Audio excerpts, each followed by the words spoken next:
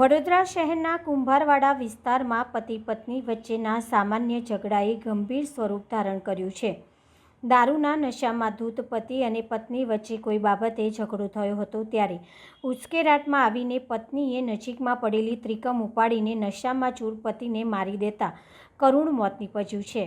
આ ઘટનાના પગલે શ્રમજીવી પરિવારમાં માતમ છવાઈ ગયો છે। વડોદરાના કુંભારવાડા તલાવડી વિસ્તારમાં રહેતા શ્રમજીવી દંપતી અમિત અને મંજુ વચ્ચે આજે વહેલી સવારે કોઈ બાબતે બોલાચાલી થઈ હતી। દંપતી વચ્ચે અવારનવાર ઝઘડા થતા હોવાનું પાડોશીઓ દ્વારા જાણવા મળ્યું છે। બોલાચાલી દરમિયાન મામલો બિચકતા બંને વચ્ચે હાથાપાઈ થઈ હતી। ઝઘડામાં ભાન ભૂલેલી પત્ની મંજુએ આવેશમાં આવીને ત્રિકમનો જોરદાર ફટકો અમિતને મારી દીધો હતો, જે બાદ લોહીલુહાણ હાલતમાં અમિત પત્નીની નજરો સામે જ મૃત્યુ પામી ગયો હતો।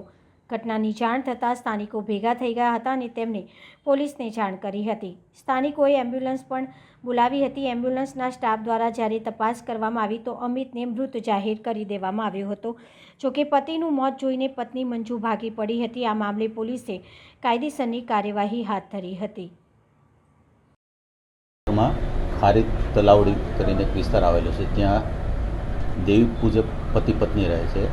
આજરોજ બપોરે 12 વાગ્યાના અરસામાં પતિ પત્ની ને જમવા બાબતે તકરાર થતાં પતિએ તેને કંઈ પત્નીને કપાળના ભાગે કંઈ મારેલું અને આવેશમાં આવી અને પત્નીએ તેને ત્રિકમના ઘા મારી દીધા પોતાના પતિને।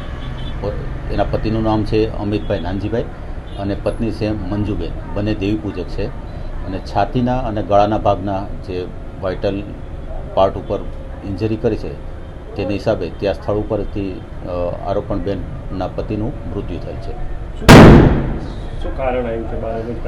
કારણમાં એવું કહે છે કે બપોરનું જમવાનું તૈયાર થયું હતું અને એની પત્ની દેવા ગઈ એટલે પતિએ ના પાડી કે મારે નથી જમવું, તો પત્નીનો આગ્રહ હતો કે તમારે જમવું પડશે। આ બાબતે આ બંને વચ્ચે રકઝક થઈને તકરારના હિસાબે આવેશમાં આવીને તેની પત્નીએ ત્રિકમ વતી છાતીના અને ગળાના ભાગે હથિયારથી ઈજા પહોંચાડી।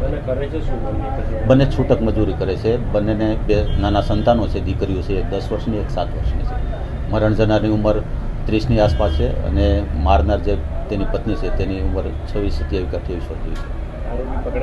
હા, આરોપણ બેન સ્થળ ઉપર જ હાજર હતા અને તેને અત્યારે પોલીસે પોતાના કબજામાં લીધેલ છે।